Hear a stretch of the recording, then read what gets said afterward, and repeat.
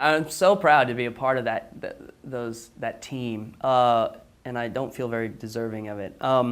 I met Mike Mignola and Scott Alley, who's the editor of the Hellboy property. I met them in Dallas at the very first Wizard World Dallas Con, and the only one I ever went to. And that convention was perfect for aspiring professionals. You know, everyone goes to San Diego, or they come out here to New York. These cons are, well, New York is better than San Diego, but these cons are so crazy. There's no way that you can get noticed. All an editor can do is meet with his A-list people. You know, he really can't get around to, but Dallas, there was nobody there. The attendance was dead. So you had all these professionals who showed up really the only time you had a presence like this in Dallas, because it was the first time and everybody wanted to see what it was going to be like. So everybody shows up. There's no readers. And you just have a bunch of professionals milling around getting to know each other. It's the perfect opportunity. And so I met Scott Alley and Mike Mignola in a bar shortly after a good friend of ours who was an employee of Dark Horse almost started a fight with a bunch of rednecks. And so everybody was in high spirits, obviously. And we just started talking, and we had a very similar aesthetic, the three of us. I was really nervous to be in the presence of both of them, honestly. I mean, Scott had been editing books that I've been reading for a long time, and Mike is Mike, you know, enough said, right? So I measured everything I said very carefully. My ass was clenched.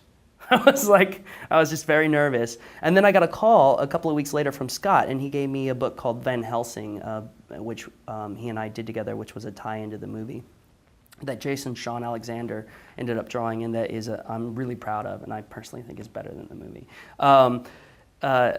So he gave me this job, and then Scott and I kept talking about working, but I was doing other stuff. I'd started to get Swamp Thing, just started to get rolling around that time.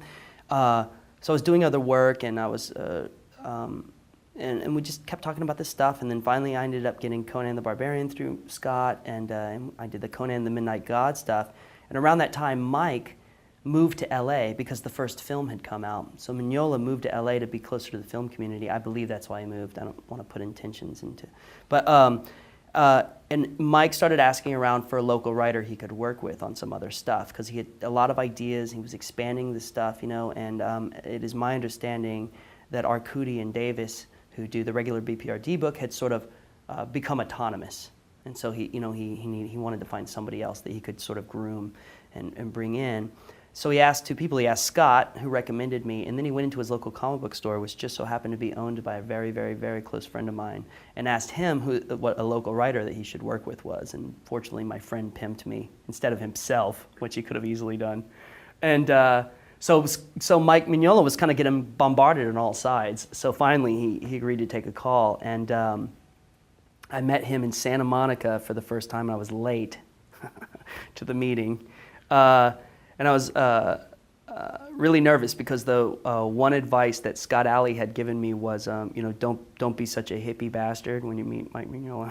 So I was really nervous about my very nature, the very character of my being. But it was great, you know, and it went really well. And one of the first things I told Mike was that Hellboy had always seemed to me to be a metaphor for the Cold War, because they were constantly dealing with the repercussions of the Nazis and the war.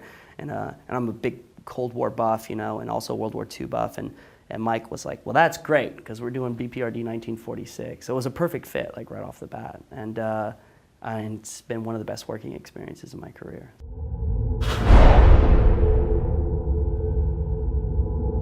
I'm fortunate. In my industry, the writer can do a lot more than the artist can. So, and I'm also fortunate because Guy Davis and John Arcudi, who make exceptional comic books that I can only hope to get close to, you know, they're doing their thing, and they will always have more work than I will, unless these retro B.P.R.D books, and I've talked about this with Mike, unless the retro B.P.R.D gets a strong enough following that we can actually create a third series in the Hellboy universe, and then we can kind of have them going simultaneously. But until that happens, you know, Guy and John have the dominant book, as well they should.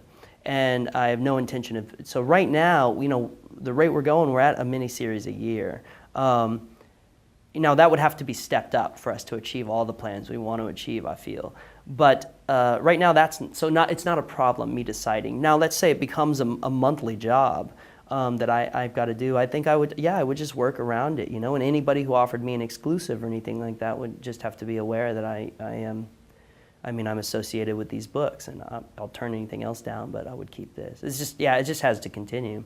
We've got too much planned, and I have too strong a sense of loyalty towards, you know, the Mignola and Scott to bow out. But there's a lot of great stuff going on, and for one thing that's great about this is I might be moving sort of away from the pulp with my other work, so it's like having this place is like my pulp church where I can go and have vampires, you know, doing cool stuff. It's like you can't let go of that.